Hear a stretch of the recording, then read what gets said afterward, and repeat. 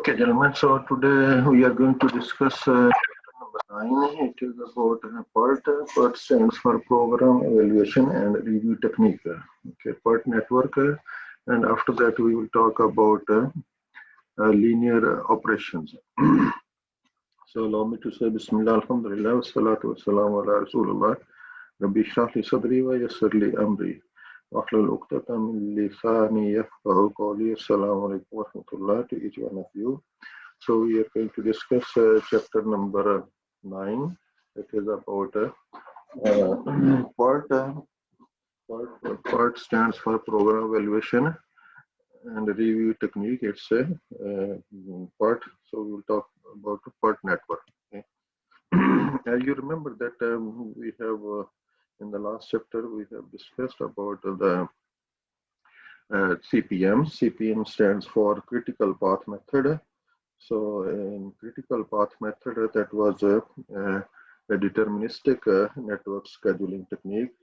And in this PERT chapter, we shall be talking about a probabilistic network scheduling technique. So PERT is a statistical method of analyzing the activities of a project, finding their duration, and to identify the minimum time needed to complete the project. PERT means to consider uncertainty in project planning, like deciding the duration. So deciding duration is the most critical. For example, we have a work of say foundation. When I ask different people how many days it will take to do excavation and then putting the fixing reinforcement, putting the formwork and casting concrete and backfilling this foundation. So different people will have different answers. So deciding duration, somebody will say we need 6 days.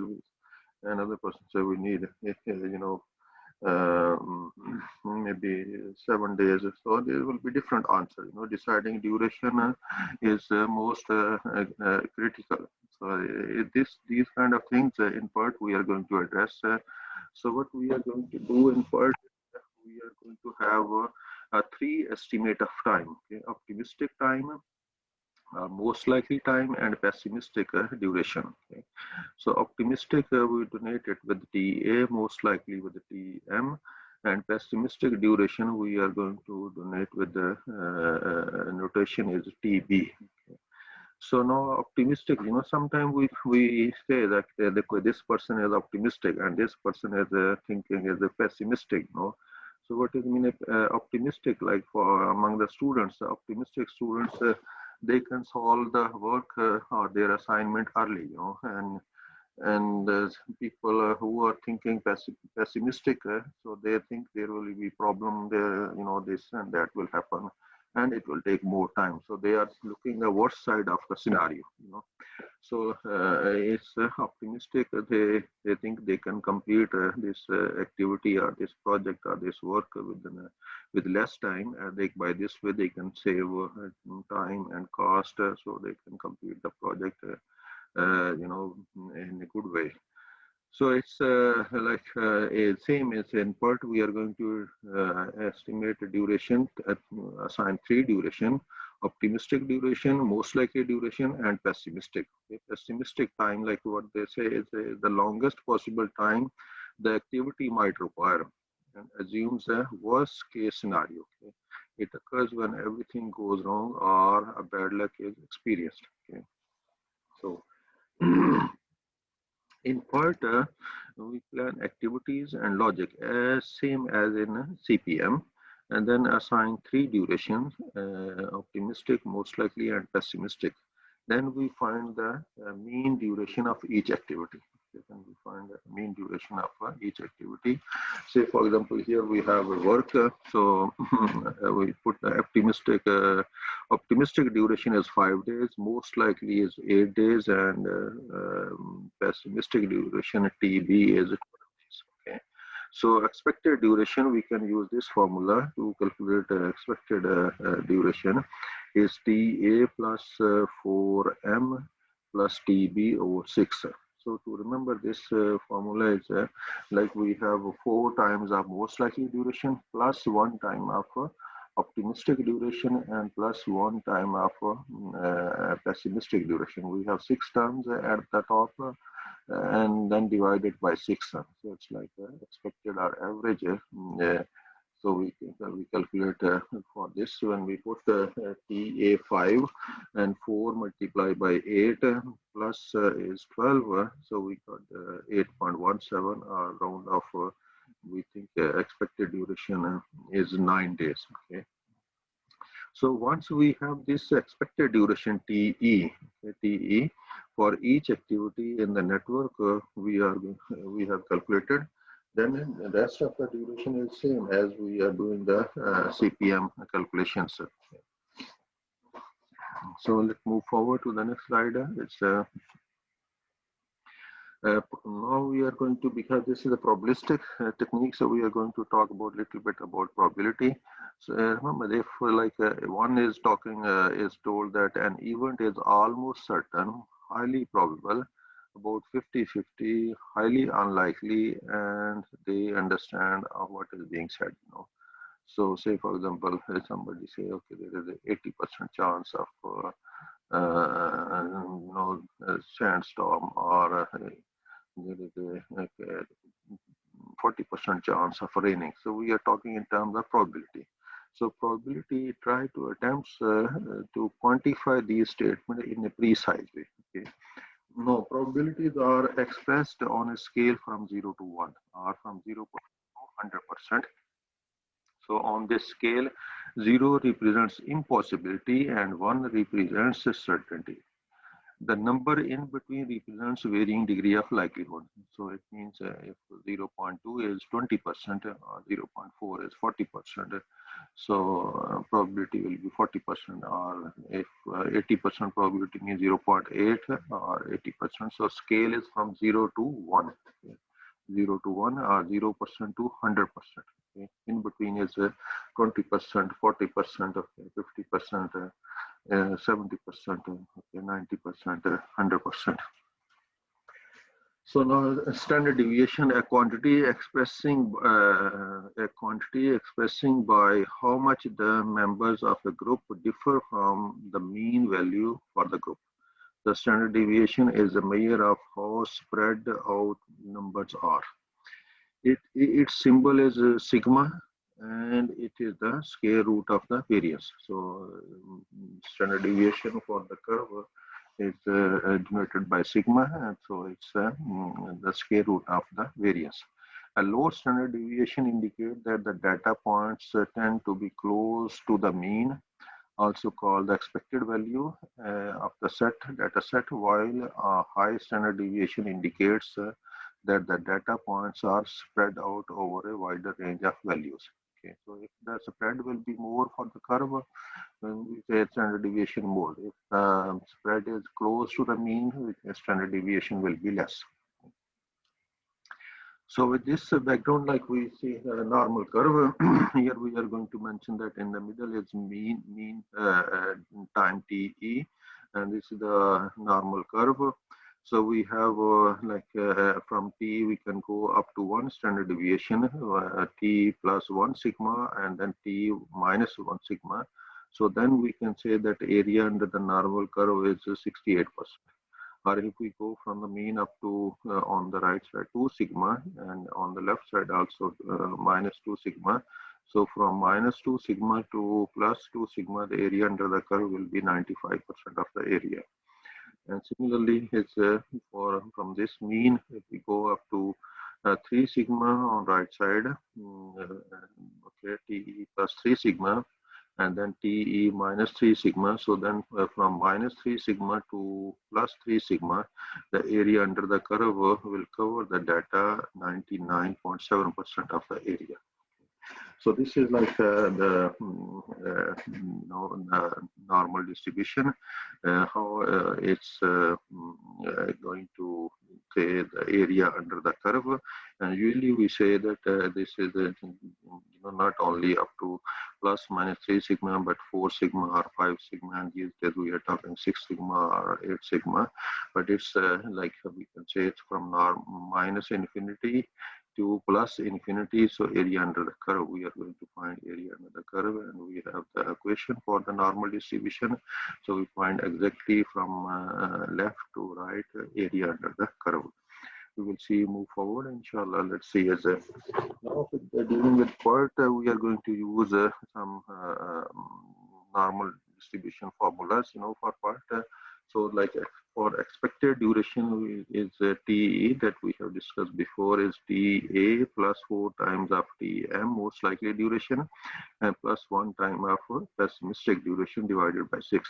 So we can find TE expected duration. To find standard deviation for the activity, so for each activity like pessimistic time TB minus optimistic time TA, so divided by 6, we can get the standard deviation of the activity. So in each activity follow the like normal distribution. Then to find variance, it will be the square root of this standard deviation. Okay. So now we say that activities on the critical path, all those activities also are critical path also follow the normal distribution.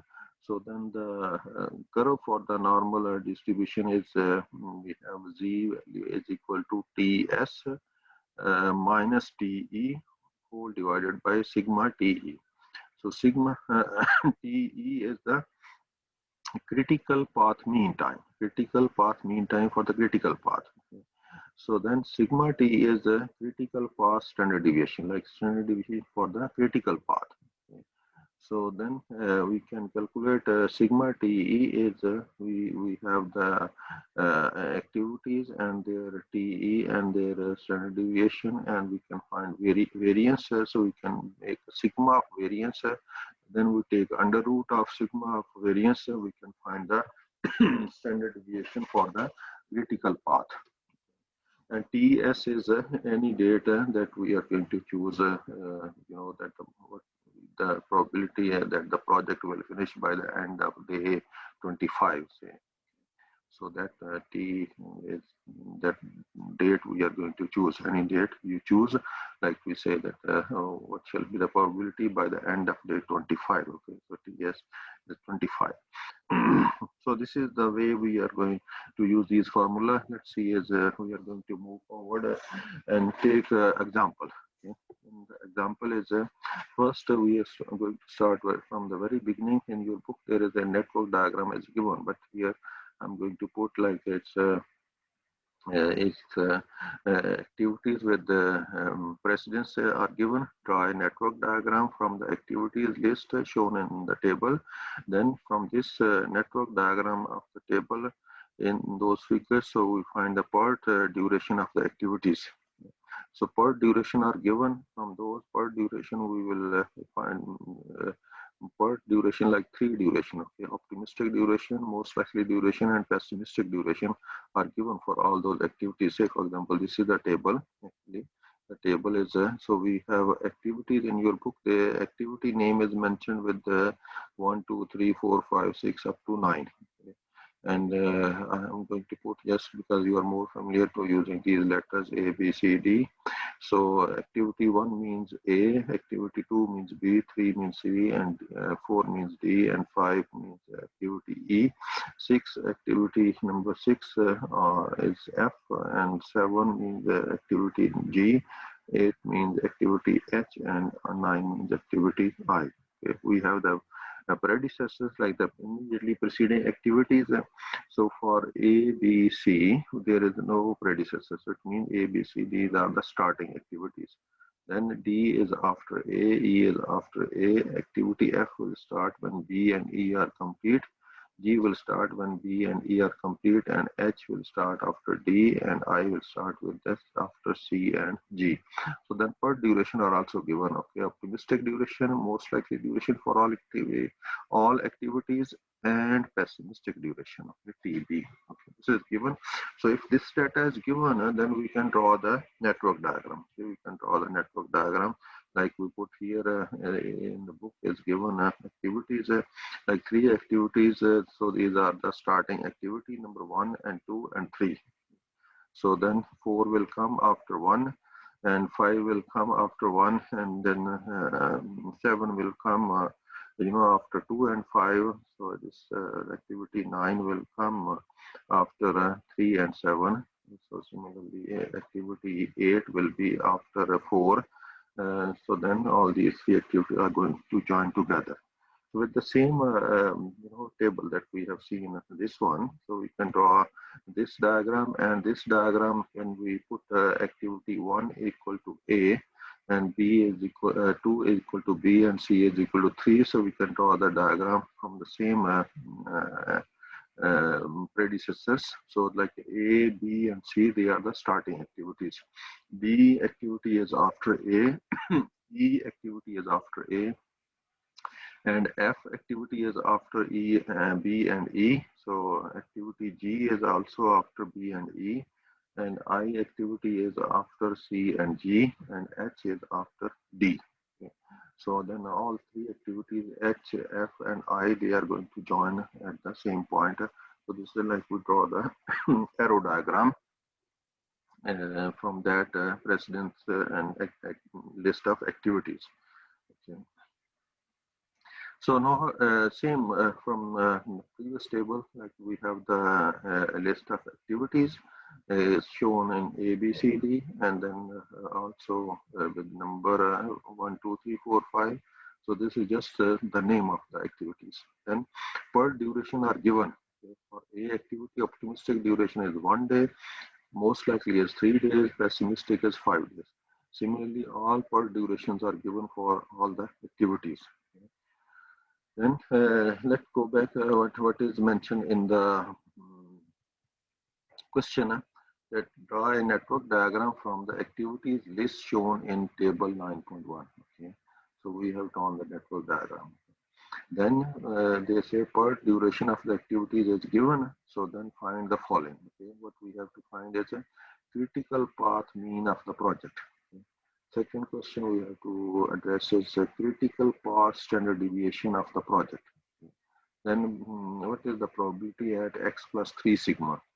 Probability that the project will complete by the end of day 19. Probability that the project will complete by the end of day 16. So we are going to give answer to these questions. Okay. So let's move to the next where we were before. So here is we have expected duration T is TA 4 times of M, most likely duration plus 1 time of pessimistic duration divided by 6. So we use this formula to find TE for all the activities. Like for first one is 4 times of TM is 3, 4 multiplied by 3, 12, 12 plus 1 is 13, 13 plus 1 is 18, 18 divided by 6 is 3. Okay. So similarly, we calculated a TE by using this formula, TE for all the activities, okay, TE for all the activities. Then is to calculate TE for all the activities. Then we have calculated a standard deviation. Standard deviation for each activity. What the formula we have seen before is a pessimistic duration minus optimistic duration, TB minus TA over 6. So say for example, like here is TB is 5 minus 1 over 6, then we got 0.67 or 9. For activity B, 9 minus 3 is 6, 6 divided by 6, so we got 1. So similarly, we are going to find all the sigma TE for all the activities in the network diagram. And we take, to find variance, we take square of this sigma T. We take square of sigma T. Square of 0.67 is 0.44. 1 square is 1. 1.5 square is 2.25. And similarly for other, we got this. So now in this table, we got the mean time for each activity. From PERT 3 duration, we have converted to single duration. And then we have the standard deviation, then we have the variance. Okay. So with this, let's move forward. What we are going to do is now we, with those durations, what we have calculated TE duration. So those duration we put on the same diagram. and we do the forward pass or do the backward pass, and then we find the critical total float. And so after finding total float, all those activities having zero total float, they are on critical path. So we can find the critical path. Okay? So this you will do by yourself, just like what we have practiced in the previous chapter 8. So, but because this is the arrow diagram and simple, so we can see, if because what are the paths here available from ADH? Okay, if we add this ADH 3 plus 8.5 is 11.5, 11.5 is plus 6 is 17.5. Okay. So from B and F, we can have 6 plus 10 is 16. Okay, so this is not critical, but ADH is 17.5. And C and I, if we add 13.5 plus 3.5, so it will be 17. So this is also not critical, but then we can have path. Another is A to E, and then is the G, and then I. Okay. So if we add 3 plus 3.5 is duration 3, E is 3.5, and then 6.5, 6.5 plus 7.5. So 14 plus 3.5 is 17.5. So we have two paths where we are going to get the duration 17.5. One is ADH and the other is AE, G and I. Okay. So this we put here like first one path is critical path number one is ADH. So when we add those for 3 plus 8.5 plus 6, we got 17.5. And then variance for these ADH from the previous table, what we have this table. So variance for A, D and H. Okay. So A variance is 0.44, D is 2.25, H is 1. So we add these variance. 0.44 plus 2.25 plus 1, so we got variance for this critical path number 1 is 3.69. Then critical path number 2, okay, what we have seen before, AEGI. Okay. So duration for that path is also 3 plus 3.5 plus 7.5 plus 3.5. The total duration is 17.5. Same duration, for the critical path 1 and critical path number 2. Okay, so these are the two parallel, two paths in this diagram. So now we calculate variance for the second path, AEGI. From the previous table, we can see the value of the variance is in the previous table, AEGI. Okay, AEGI. And then A variance is 0.4, A, E is 1.36, G is 2.25, and I is 1.36. Okay. So these variance we can add, then we are going to get this variance is 5.41. Now we have two paths, duration is same, for each critical for 17.5 days, but variance is different. So first path have variance 3.69, second path, critical path have a variance 5.41. Okay. Now we will choose to calculate the standard deviation. We will choose the highest variance. Spread is more for that path. Okay. So AEDI, so this path have more spread. So we will take this, and when we take under root of 5, square root of 5.41, so we are going to get a standard deviation of the critical path. Critical path having duration is 17.5 days. So this is our answer. Second answer our is what is the standard deviation is 2.326. Okay.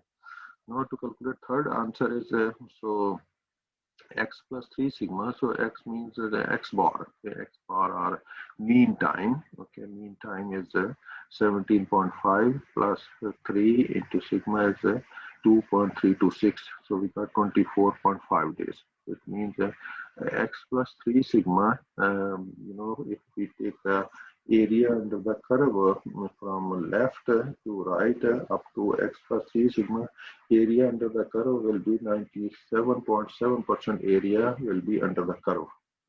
with a 24.5 days. So at least area 97.7% of the area under the normal curve is to the left. So we can say we can be 100% sure that the project can be completed in 25 days or less, with 100% surety, like more than 24.5 days. So third thing, we have find out x plus 3 sigma. Then next, this is like you can see the normal curve. So we have sigma 1 plus sigma and minus sigma. Okay. So and from mean x bar is 17.5, 2 sigma on right side, 2 sigma on left side, area under the curve. Then 3 sigma on right side, 3 sigma on left side. So area under the curve. So we have find the area under the curve up to 3 sigma. 3 sigma is 24.5 days. Okay. 24.5 days. Okay. So this is the way we x bar means the mean time. Okay, mean time or the critical path mean for the critical path. So it's 17.5 days. Let's move to the next question is find the probability that the project will complete by the end of day 19. So this is the question. So we put this question in, we know the formula for the curve. Normal curve is G is equal to Ts minus Te over sigma. And then we put the values in. So Ts is by the end of day 19 minus mean time TE 17.5 divided by the standard deviation 2.326. So we are going to get value is 0.6448. So now we can go to the table, probabilities table. Like here, if we have the probabilities table, so say for example is plus, so we have to go to the plus side. So we have to calculate area under the curve up to G value is 0.644. 0.644. So it's like 70, this value. So we go 0.6 and then 73.89, 0.7389. Okay. So 0.64. So it will be, if we multiply it by 100, so it will be 73.8%. 73.8%. So it's 73.89. This is we got the probability of completing the project by the end of day 19 is 73.89%. So by the end, last question is by the end of day 16. So we use same formula, G is Ts minus Te over sigma. So 16 minus 17.5 divided by 2.326. So we got minus 0.6448. 0.6448. So when we go to the same probability table with having these values as minus 0.64. Okay, so we look this value that we have to go to the minus table. It means the value is less than the mean. Less than the mean, so we will be on the left side of the mean. So it will be 0.6. 0.6 and 4. Okay, so this is 0.2611. 2611. Okay, 0.4. So this, by this way, we will get from the table, we got the value is 26.11%. So probability of completing the project by the end of day 16 is just 26.11%. So by this way, we have find all the questions what were required to find the critical path mean. So that is 17.5 duration. Critical path standard deviation we have calculated that is 2.326. So then next question we have addressed is find the probability at x plus 3 sigma, that is 24.5 days. So the probability by the end of day 19, we calculated this, it was 73.89%, and then probability that the project will complete by the end of day 16. Probability was 26.11%. So we have completed this example. So now in this example, you need to note down that the activities were given and their predecessors were given. So what we did is we first find the critical path. Okay? So there were two critical paths in this diagram, and from among the two critical paths, we have decided use the variance. Choose the critical path that have the highest variance among the two. So from that highest variance, we calculated the standard deviation of the critical path. So then we have addressed these other questions what were given in the next in example. Now we are putting another example just to clarify the things. From here, the data is given like this way. We have only they have given the critical activities. It means non-critical activities are not given. So like activity A, B, C is not here. Okay, activity D is given, E is not here, F is given, and G is given. And their PERT durations are given, like optimistic duration for A is 4 days, most likely is 6 days, pessimistic is 8 days. So their durations are 3 PERT durations are given for all critical activities. So because these are the critical activities, so we use the same expected duration to find the expected duration using this formula. TE is TA, 1 time of optimistic duration plus 4 times of most likely duration plus 1 time of pessimistic duration divided by 6. And we apply this formula, like it's 4 times of M is 6 multiplied by 4 is 24 plus 4 is 28, 28 plus 8 is 36. 36 divided by 6, so we got TE is 6 day, 6. Okay, 6 day. Similarly, we apply this formula for all activities A, B, D, F, and G. So we got T, 1 expected duration for all these activities. And then we find the TB minus TA. Say for example, this for D is TB is 11 minus TA is 5. So 11 minus 5 is 6 divided by 6. We got 1. For F is TB is 7 minus TA is 1. So we got 7 minus 1 is 6. 6 divided by 6 is 1. Okay. Well, similarly for G is TB is 7, TA is also 7 minus 7, we got 0.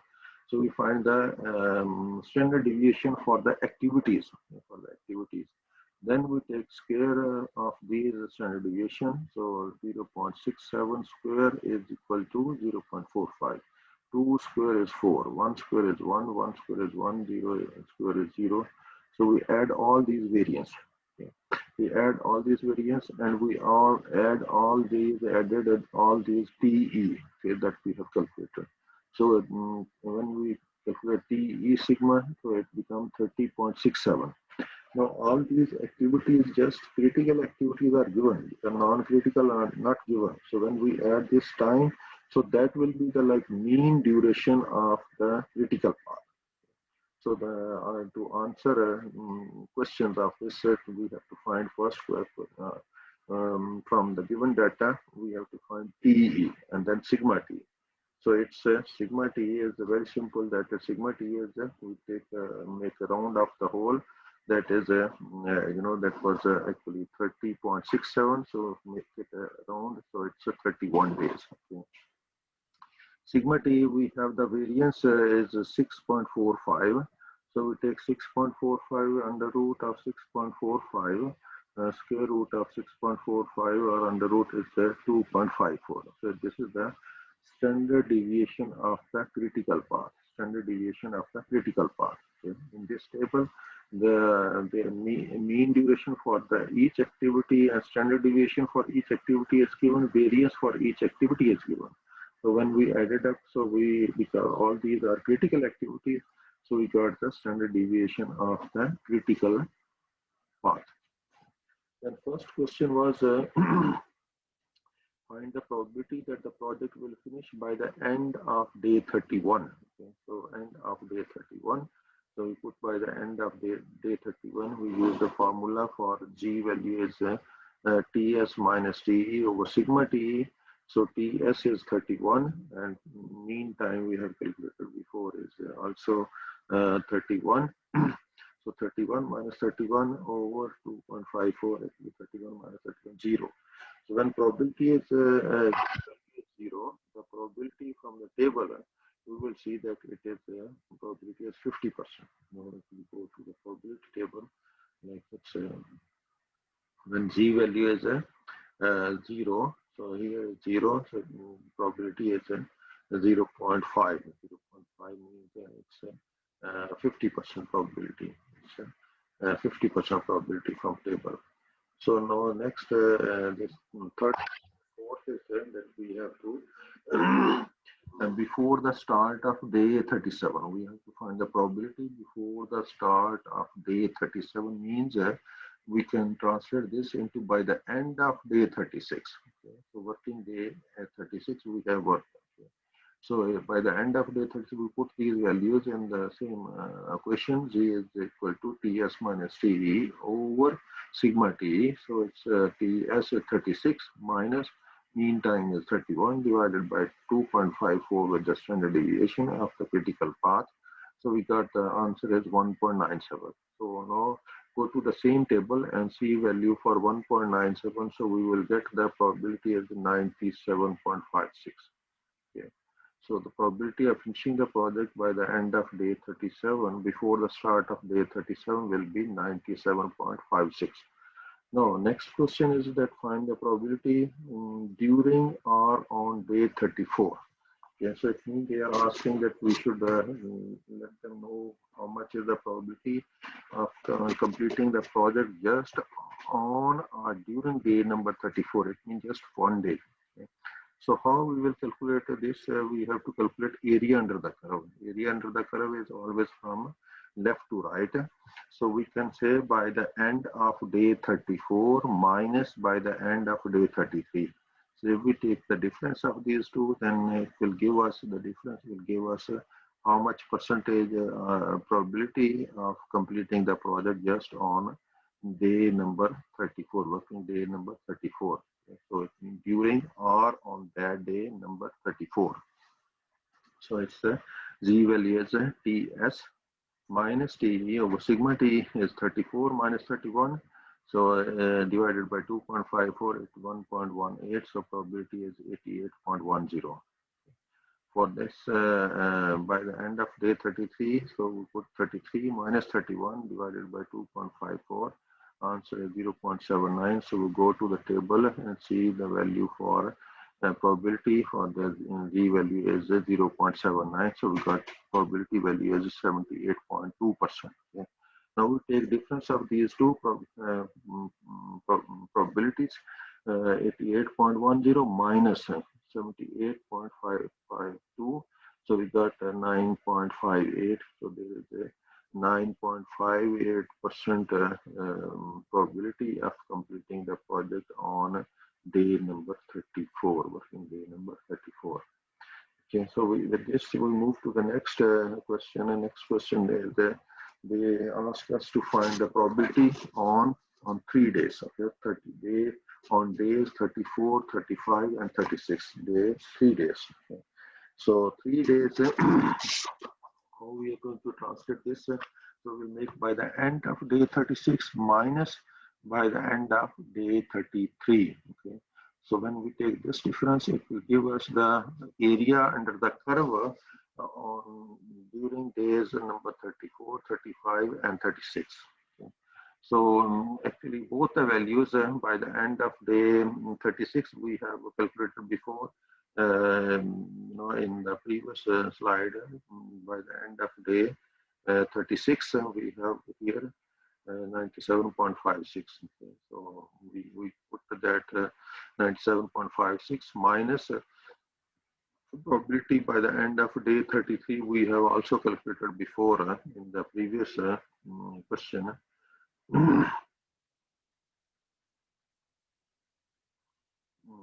say 78.52. Okay, so we can take this 78.52 difference of these. So there is a 19.04% probability of completing the project on day number 34, 35, and 36. Okay. The last question given in the example is find the date of completion with at least 93% confidence. Okay. Find the date of completion with at least 93% confidence. So 93% confidence means 0.93. Okay. Now we have to look what will be the z value when we have to find out 0.93 in the table. Where is 0.93 is there in the table and corresponding z value we have to find. Okay. So we will go to that table like this. Table probability table is so here it's say for example is the probability table. This is 91 and 93%. 93% is like 1.4 and then this is 0.8. Okay, so intersection of this is become 93 0.9306. Okay, so it means z value is 1.48. Z value is 1.48. So we put a z value 1.48 is equal to this. We have to choose, find the date of completion. TS we have to find out. TE we know that is 1 divided by 2.54. So TS we got 34.76 around of 35 days. So it means that we can say that therefore completion date is end of day 35 with at least 93% confidence. Okay. So with this, in this question, because only we can find with PERT what date of completion, what will be the date of completion with 93% confidence or 98% confidence or 100% confidence, what should be the date of completion of our project. So this gives us the probabilistic time for completing the project. So this is more accurate because we care for three durations: optimistic duration and pessimistic duration. So with this, we have solved two examples for PERT program evaluation and review technique. Program evaluation and review technique.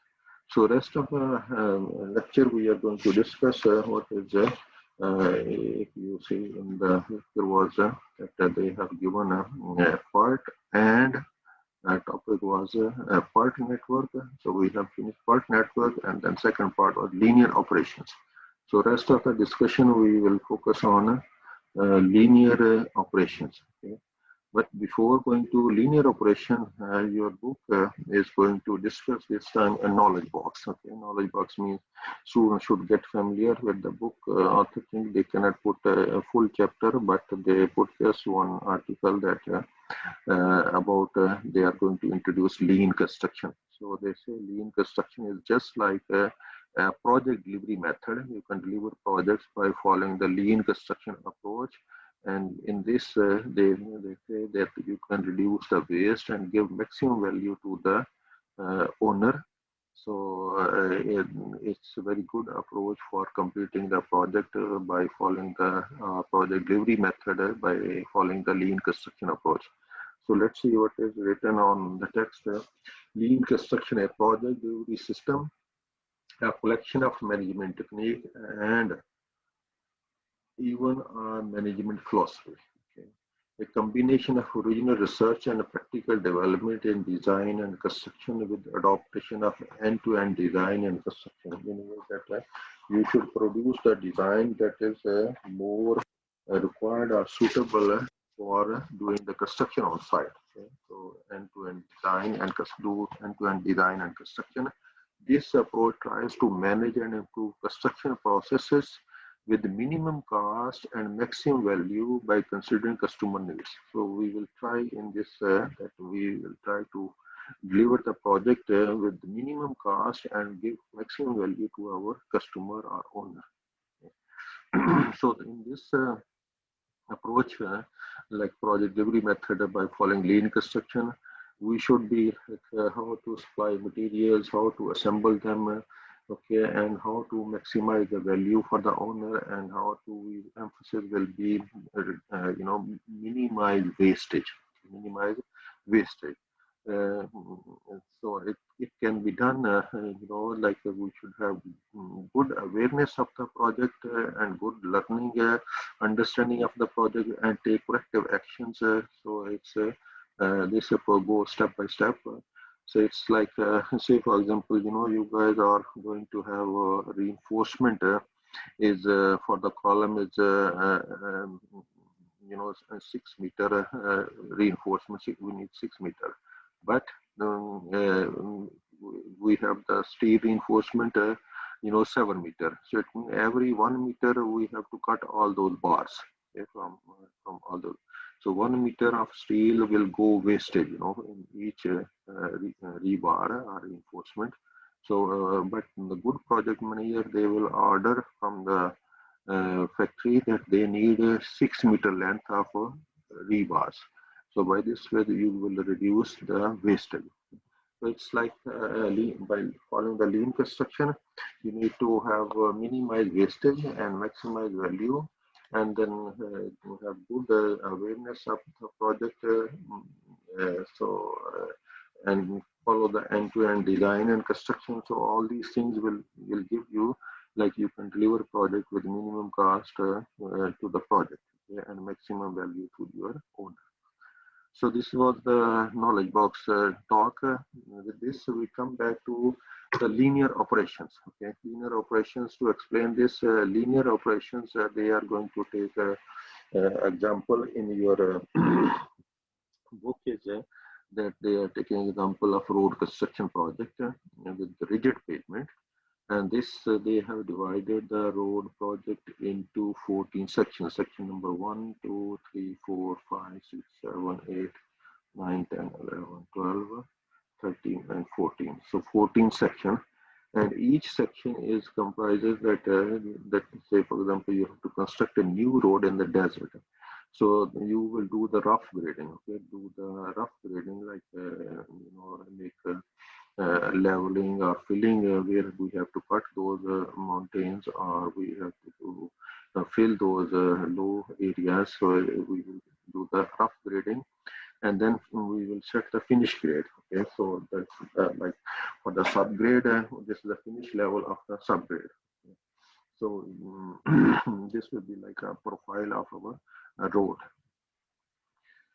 So then we will put aggregate base over this one, aggregate base, and because they are constructing a rigid pavement, say for example, in those countries where there is a lot of rainfall, like Malaysia and Indonesia and Thailand, 6 months is rainy season, or clay soil in California. So they prefer in California and USA, so they prefer to build a rigid pavement, rigid pavement. Uh, so they have activities like rough grade, finish grade, and aggregate base, and 5-inch concrete, and then 9-inch concrete, and they are having curves. Okay. And total schedule is starting from April on x-axis, from April to March. So it's a 1-year project for all these 14 sections. Okay. So all sections, like they have start with rough grading, then after 1 month, they will start finish grading. After 1 month, they will start aggregate base, and then after one month, from July, they will start 5-inch concrete. From August 1st, they will start the 9-inch concrete, and then from September, they will start the putting curves. So this is the way that road project, all 14 sections will be completed. So with this background, we will go back to the previous slide for to try to understand linear construction projects. Linear construction projects, like all those projects which are linearly, say for example, road construction, or gas pipeline, oil pipeline, water supply pipeline, sewerage pipeline, even the railway line. So all these are linear constructions. Okay. And even you can say that we will read text in your slide. Road work requires that a set of work processes be completed in a particular sequence before the section is completed. A road job is divided into 14 sections. Work start from section 1, then go on to the section second, and so forth to section 3, section 4, up to section 14. Okay.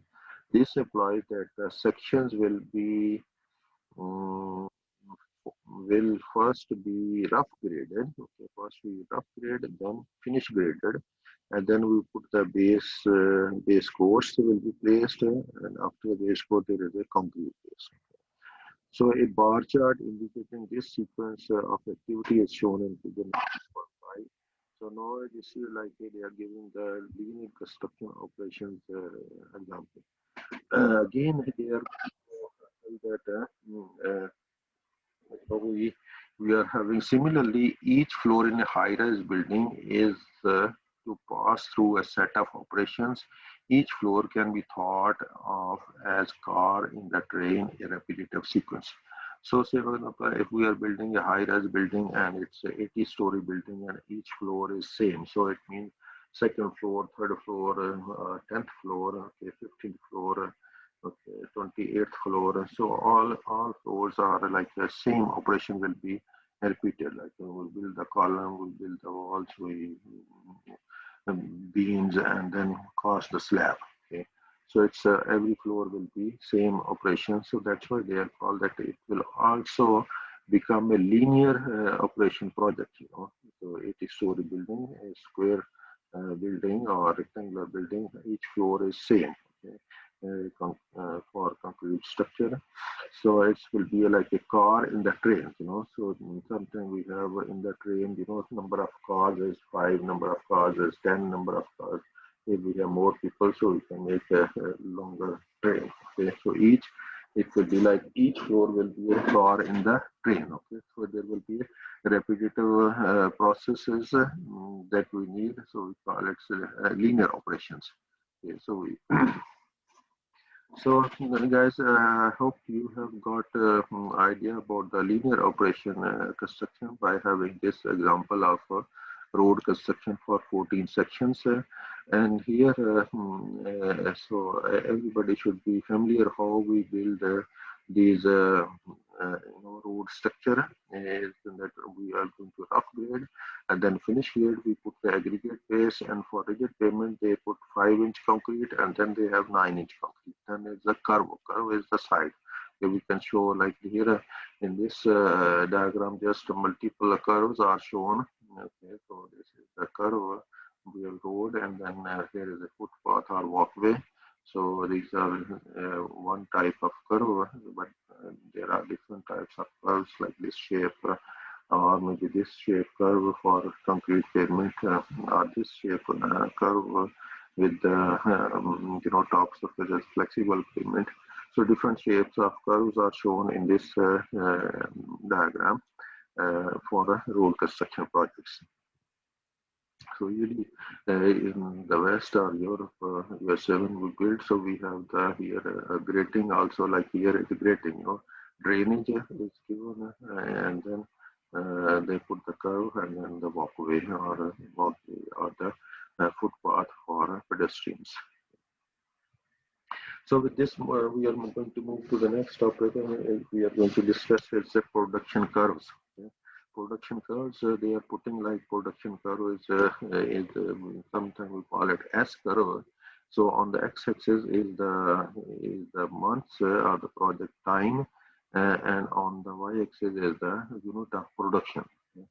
So actually, for each project, when we start a project, we start project with the one activity in the beginning just for expression. So then after expression, then say for building project, when project expand, so then we can have a lot of activities like you are doing the completing work for columns, you are doing the brick work for walls, or many crew members or parties can do the brickwork, or somebody will be doing in the high-rise building plastering or working on flooring, or fixing tiles or fixing doors and windows, and there will be lot work opening when in the beginning work is slow. At the finishing of the project, work will also be activities will be less, so we have to, but when we go in the middle, so there is a lot of work available, so many workers can work, a lot of equipment can be used, so we can spend a lot of money, and this it will go up, unit of production will be more. But unit of production, like it will be, curve will be horizontal in the beginning and horizontal at the end, because at the end also project is near completion, so there is very less activity. So we have to like move our labor force to some other project to reduce the, because work is less, so we don't need that much labor force as we need in the middle of the project. So worker will number of worker will reduce, number of equipment will reduce at the end. So the curve is they call it lazy S. Lazy S is like flat in the beginning and flat horizontal or flat at the end, but very steep in the middle of. So it's like when we submit this curve, S curve, in the next chapter actually with the data, we will draw this curve. So this is like planned rate of production. It's when we submit in the bidding, so it's our planning. When we do the work on site, it's our actual construction. Okay. So this is the actual curve. Now let's move what is written for about production curve. What they say is bar charts and network schedules provides limited information when modeling linear operations and projects. So bar chart or network, they don't provide much information about production. Okay? When we are dealing with linear operations, they do not reflect the production rate or speed of work with which sections or unit are processed. Yeah. So there is not like how much speed is mentioned. So that's why we go with the S curve. Generally, maximum production is during the mid period of the process duration. This leads to a production curve with the shape of lazy S. So lazy S we call S curve. In the next chapter, inshallah, we will develop this S curve, how to make a curve from the exact data. The slope of the curve is flat at the beginning and at the end of the curve project, but steep in the mid-span. Okay? So in the mid-span, there is a lot of activities, okay? A lot of labor forces working, equipment are working. So there is a lot of use of resources, material use is more, other labor force is more. So the slope of the curve, is the production rate. So this slope of the curve gives the production rate.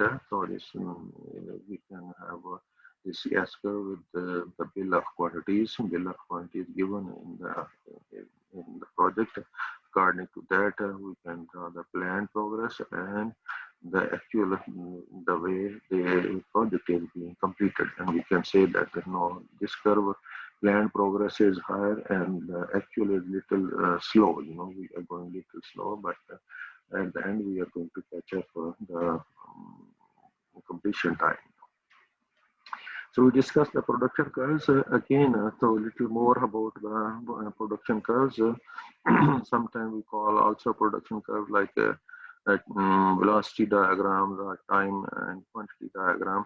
Say, for example, they are given here the same project what we have discussed before is the rough grading. So this curve is just for rough grading. And next curve is for finish grading. Okay, next curve is for finish grading. Next curve is for aggregate base.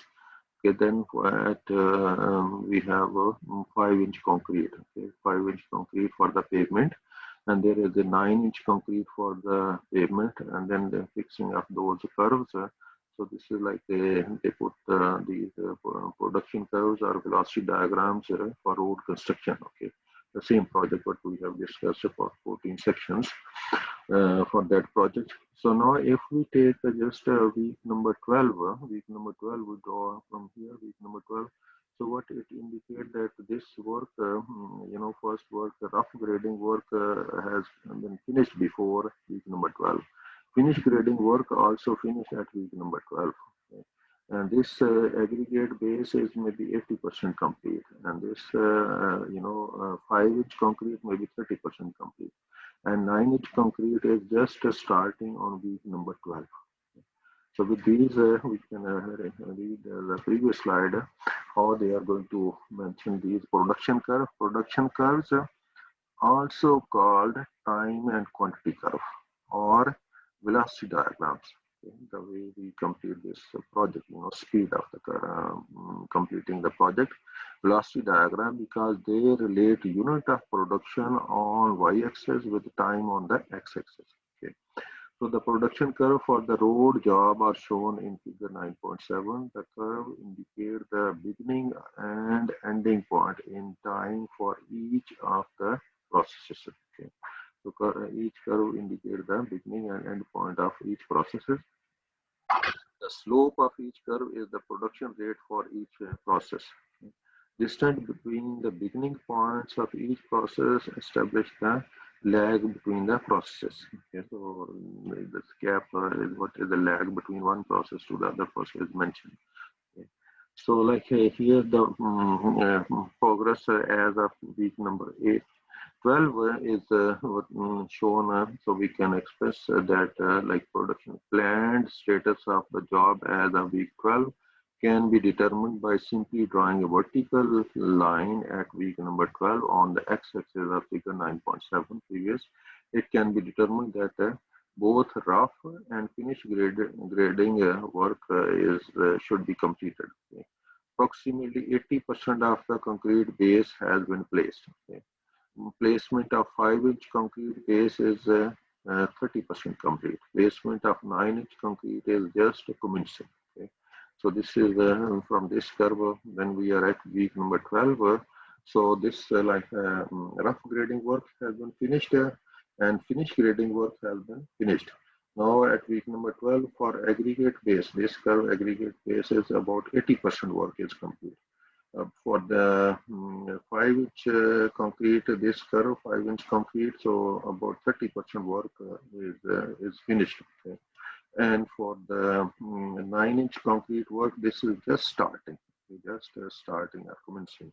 Same these things we can express in bar chart view or the planned status of construction as of week number 12 is shown in figure 9.8. So when we see the figure 9.8, so what it indicates that this figure shows the planned status of construction as of week number 12. So there is a bar, and this shows the length of the road to be constructed. So then this total length from this point to this point, from left to right. So now when we see at here, so rough and finished grading, this work has been finished at week number 12. Yes, so rough and finished grading, this work has been finished. Aggregate base from left to right, so up to this point is about 80% has been completed. And 5-inch 5-inch concrete is just 30% complete. And 9-inch placing of 9-inch concrete is just starting. So curve work has not yet started. Okay. So we can also mention in this diagram that what is the planned status of construction of those activities for the road work at week number 12 by using the production curves. Okay. So gentlemen, with this we have finished this today's chapter. Inshallah, we will we will continue with the next topics, and in the next chapter we will discuss how to draw or prepare the S-curve for the projects, okay, from the bill of quantities, and what S-curve or the production curves are going to give us information for completing the projects on time. So this is a very important topic.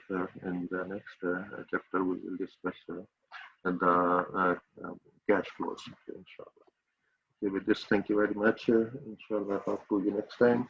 So allow me to say at the end of the Subhanakallah وبحمدك نشهد أن لا إله إلا أنت نستغفرك ونتوب إليك. Thank you very much.